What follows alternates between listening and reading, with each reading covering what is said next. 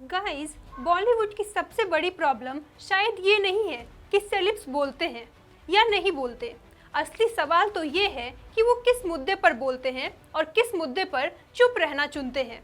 क्योंकि आज के टाइम में सेलिब्रिटीज़ की आवाज़ सिर्फ एक ओपिनियन नहीं होती, बल्कि करोड़ों लोगों तक पहुंचने वाला एक मैसेज होता है।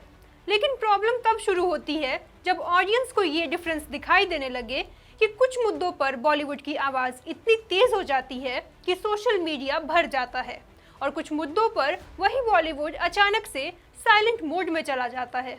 कुछ समय पहले जंतर मंतर पर स्टूडेंट्स का प्रोटेस्ट हुआ, कैमरास पहुंचे, सोशल मीडिया पर डिबेट शुरू हुई और देखते ही देखते कई बड़े सेलिब्रिटीज़ स्टूडेंट्स के सपोर्ट में सामने आने लगे। इंस्टाग्राम स्टोरीज लगने लगी, ट्वीट्स होने लगे और स्टेटमेंट्स दिए जाने लगे। ऐसा लगा जैसे बॉलीवुड के सिस्टम में अचानक से फियरलेस स्पीकिंग का अपडेट पुश हो गया हो। स्टूडेंट्स के फ्यूचर, एजुकेशन सिस्टम और उनके राइट्स को लेकर कई सेलिब्रिटीज़ ने अपनी बात रखी। लेकिन अब सवाल ये उठता है कि रांची और झारखंड के स्टूडेंट्स को लेकर वही आवाज़ क्यों नहीं उठ रही, क्योंकि वहाँ के स्टूडेंट्स भी अपनी मांगों को लेकर प्रोटेस्ट कर रहे हैं। वहाँ भी युवा अपने फ्यूचर के लिए सिस्टम से जुड़े सवाल उठा रहा है। लेकिन इस बार बॉलीवुड की वो आवाज़ कहाँ है, क्योंकि वही सेलिब्रिटीज़ एक्टिव नज़र नहीं आ रहे जो कुछ दिन पहले स्टूडेंट्स की आवाज़ बनने के लिए खड़े हुए थे।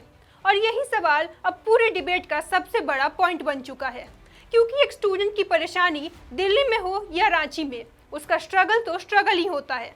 लोकेशन बदल जाने से किसी छात्र की प्रॉब्लम छोटी नहीं हो जाती, लेकिन लोगों को लग रहा है कि शायद स्पॉटलाइट बदल जाने से रिएक्शन भी बदल जाते हैं। और इसी बीच में एक्टर और सिंगर पीयूष मिश्रा ने भी बयान दिया है और इस पूरे मामले पर अपनी चिंता जताई है। झारखंड के स्टूडेंट से बात करते हुए पीयूष मिश्रा ने कहा कि वो बॉम्बे से बोल रहे हैं, यानी बॉलीवुड की तरफ से बोल रहे हैं। लेकिन उन्होंने जो बात कही उसने पूरे फिल्म इंडस्ट्री को एक अनकंफर्टेबल सवाल में लाकर खड़ा कर दिया है। उन्होंने कहा कि उन्हें शर्मिंदगी महसूस हो रही है, क्योंकि बॉलीवुड एक तरफ अब किसी भी आंदोलन का समर्थन नहीं कर रहा, कोई भी मजबूत आवाज़ सामने नहीं आ रही। और अब सवाल ये है कि आखिर ऐसा क्यों? क्योंकि बॉलीवुड में एक्टर्स कैमरा के सामने आने से पहले डायरेक्टर के एक्शन का इंतज़ार करते हैं, स्क्रिप्ट पढ़ते हैं और फिर डायलॉग्स बोलते हैं। लेकिन यहाँ पीयूष मिश्रा ने कोई फिल्मी डायलॉग नहीं बोला। उन्होंने एक रियल सवाल उठाया कि क्या बॉलीवुड का एक्टिविज्म भी अब कैमरा कवरेज और सोशल मीडिया के अटेंशन पर ट्रेंडिंग पॉइंट्स को उठाता है? क्या इसी हिसाब से डिबेट को चूज़ की जाती है? क्योंकि अगर स्टूडेंट्स के राइट्स की बात है तो हर स्टूडेंट इम्पॉर्टेंट होना चाहिए, चाहे वो दिल्ली के जंतर मंतर पर अपनी आवाज़ उठा रहा हो या झारखंड में अपनी मांगों को लेकर खड़ा हो। लेकिन सवाल ये नहीं है कि क्या हर आंदोलन को बराबर इम्पोर्टेंस मिलती है। सवाल ये है कि जब जंतर मंतर पर स्टूडेंट का प्रोटेस्ट हुआ तब कई सेलिब्रिटीज़ ओपनली सामने आए थे। कई स्टार्स ने सोशल मीडिया पर सपोर्ट किया था, यूथ के फ्यूचर और एजुकेशन सिस्टम पर अपनी राय रखी थी। प्रकाश राज जैसे स्टार्स भी वहां पहुंचे थे और स्टूडेंट्स से मिलकर अपनी बात रखी थी। लेकिन अब लोग पूछ रहे हैं कि वही अर्जेंसी रांची में स्टूडेंट्स पर क्यों नहीं दिखाई जा रही? क्या वहां के स्टूडेंट्स की आवाज़ कम इम्पॉर्टेंट है, या फिर प्रॉब्लम ये है कि कुछ इश्यूज ज़्यादा विजिबल होते हैं और कुछ स्पॉटलाइट से बाहर आ जाते हैं? क्योंकि आज सोशल मीडिया की दुनिया में अटेंशन सबसे बड़ा फैक्टर बन चुका है। जिस मुद्दे पर ज़्यादा कैमराज होते हैं, ज़्यादा डिस्कशंस होता है और ज़्यादा ट्रेंडिंग होता है, वहाँ रिएक्शंस भी ज़्यादा दिखाई देते हैं। लेकिन जहाँ मीडिया अटेंशन कम होता है वहाँ कई बार आवाज़ भी कम सुनाई देती है। और यही वजह है कि अब लोग सेंसिटिव एक्टिविज्म पर सवाल उठा रहे हैं, क्योंकि ऑडियंस अब सिर्फ ये नहीं देखती कि सेलिब्रिटी ने क्या कहा, ऑडियंस ये भी देखती है कि सेलिब्रिटी ने कब कहा और किस मुद्दे पर कहा। और ऑडियंस ये भी देखती है कि सेलिब्रिटी ने किस मुद्दे पर कहा और किस मुद्दे पर साइलेंस चूज़ किया। आज का जेंजी सिर्फ फिल्म, सॉन्ग्स और ग्लैमर पर अपना फेवरेट स्टार नहीं जज करता, वो ये भी देखता है कि मुश्किल समय में कौन खड़ा हुआ और कौन चुप रहा। जंतर मंतर के प्रोटेस्ट पर कभी न बोलने वाले सेलिब्रिटीज़ भी, जैसे सलमान खान, सोनाक्षी सिन्हा, वरुण धवन और न जाने कितने ऐसे स्टारडम वाले सेलिब्रिटीज़, यहाँ तक कि सचिन तेंदुलकर और अरिजीत सिंह ने भी अपनी आवाज़ रखी थी।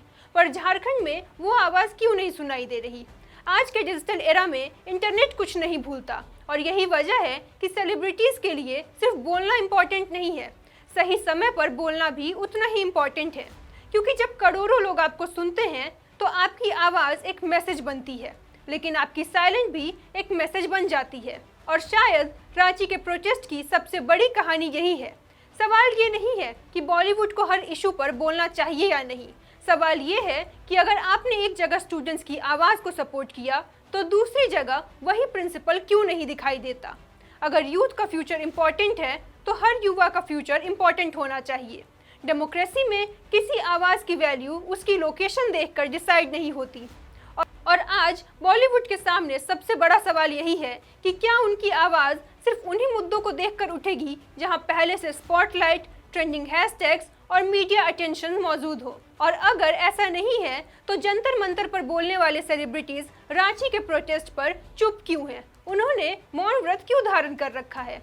क्या उन छात्रों के साथ भी वो खड़े होंगे जिनकी आवाज़ शायद उतनी लाउड नहीं है, लेकिन फ्यूचर उतना ही बड़ा दांव पर है? क्योंकि ऑडियंस अब सिर्फ सेलिब्रिटी के वर्ड्स नहीं सुनती, ऑडियंस उनकी साइलेंस भी नोटिस करती है। और अब सवाल ये नहीं है कि किसने क्या बोला, सवाल ये है जब हजारों स्टूडेंट्स सड़क पर अपनी लड़ाई लड़ रहे थे तब कौन उनके साथ खड़ा था और कौन सिर्फ इंतजार कर रहा था कि मामला वायरल कब हो जाए ताकि वो अपना स्टेटमेंट दे सके। रांची प्रोटेस्ट ने बॉलीवुड के सामने सिर्फ एक इशू नहीं रखा, बल्कि एक मिरर रख दिया है, जिसमें अब सवाल सेलिब्रिटीज से है कि क्या उनकी आवाज़ सच में स्टूडेंट्स के लिए है या फिर सिर्फ उन्हीं मुद्दों के लिए है जहां कैमरा पहले से उनका इंतज़ार कर रहा हो। क्योंकि इंटरनेट के दौर में खामोशी भी एक स्टेटमेंट बन जाती है और पब्लिक हर स्टेटमेंट को याद रखती है। तो सवाल अब सीधा है, क्या बॉलीवुड की आवाज़ सिर्फ स्पॉटलाइट देखकर निकलती है, और नहीं तो रांची प्रोटेस्ट पर बॉलीवुड कब बोलेगा? ये सवाल बड़ा है।